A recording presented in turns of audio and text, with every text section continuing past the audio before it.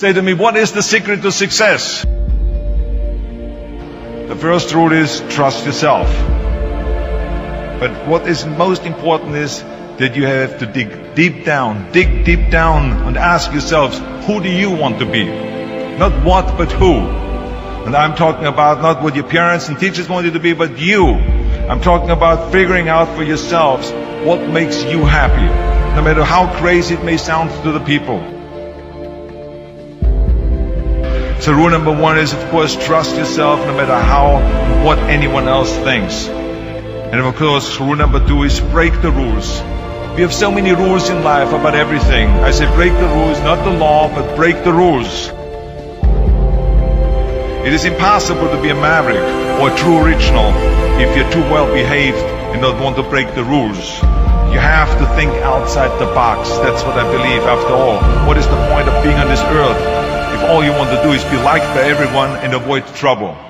The only way that I ever got any place was by breaking some of the rules. Which of course brings me to rule number three. Don't be afraid to fail. Anything I've ever attempted, I was always willing to fail. You can't always win, but don't be afraid of making decisions. You can't be paralyzed by fear of failure, or you will never push yourself. You keep pushing because you believe in yourself and in your vision. And you know that it is the right thing to do, and success will come. So don't be afraid to fail. Which brings me to rule number four, which is don't listen to the naysayers. I mean, how many times have you heard that you can't do this and you can't do that and it has never been done before? As a matter of fact, I love it when someone says that no one has ever done this before, because then when I do it, that means that I'm the first one that has done it. So pay no attention to the people that say it can't be done.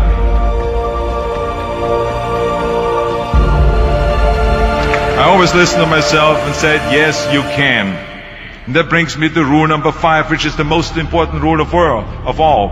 Work your butt off.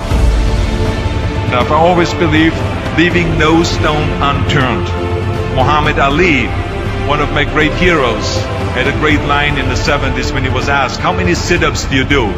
He said, I don't count my sit-ups. I only start counting when it starts hurting. When I feel pain, that's when I start counting, because that's when it really counts. That's what makes you a champion. That's the way it is with everything. No pain, no gain. And let me tell you, it is important to have fun in life, of course. But when you're out there partying, horsing